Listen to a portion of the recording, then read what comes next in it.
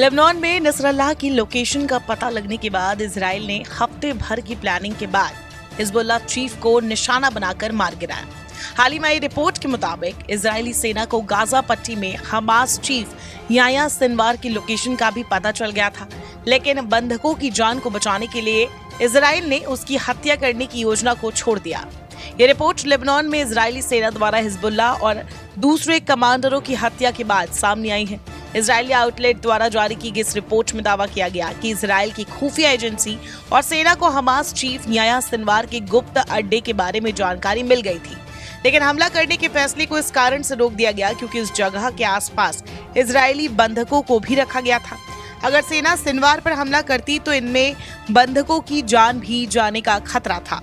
Hamas ने 7 अक्टूबर को Israel पर हमला करके करीब 1200 लोगों को मौत के घाट उतार दिया था। इस हमले के बाद हमास के लड़ाके करीब 250 से ज्यादा लोगों को बंधक बनाकर ले गए थे। इन बंधकों में से करीब 150 लोग अभी भी हमास के पास बंधक बनकर रह रहे हैं। रिपोर्ट के मुताबिक हमास चीफ को भी अपनी हत्या का डर सता रहा है, इसलिए उसने अपने आप को बंधकों से घेर लिया है। वो लगातार बंधकों के आसपास ही रहता है।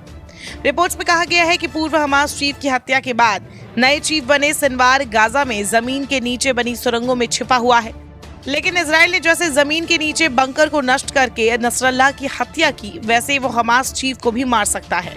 लेकिन सिनवार ने बंधकों का इस्तेमाल मानव ढाल के रूप में किया है। इजराइल लगातार हमास से अपने बंधकों को वापस करने के लिए कह रहा है, लेकिन हमास इसे अपने बड़े नेताओं की सुरक्षा गारंटी के रूप में इस्तेमाल कर रहा है। रिपोर्ट्स के मुताबिक हमास ने गाजा के नीचे सुरंगों का एक विशाल नेटवर्क बनाया हुआ है। ये सुरंगें गाजा पट्टी में हमास के लिए एक अंडरग्राउंड बेस का काम करती है।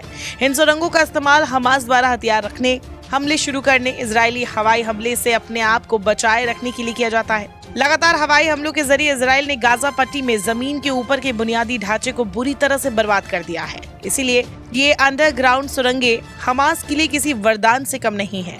न्यूयॉर्क टाइम्स की एक रिपोर्ट के मुताबिक हमास की सुरंगों का ये नेटवर्क किसी भूल भुलैया से कम नहीं। कहा तो ये भी जाता है कि इन सुरंगों की लंबाई दिल्ली मेट्रो के 2 गुने से भी ज्यादा है। इन सुरंगों का उपयोग हमास द्वारा बंधकों को छिपाने और इजरायली सेना के खिलाफ अपने अभियान को चलाए रखने के लिए किया जाता है। शायद यही एक बड़ी वजह है कि 1 साल के बाद भी इजराइल हमास को खत्म नहीं कर सका।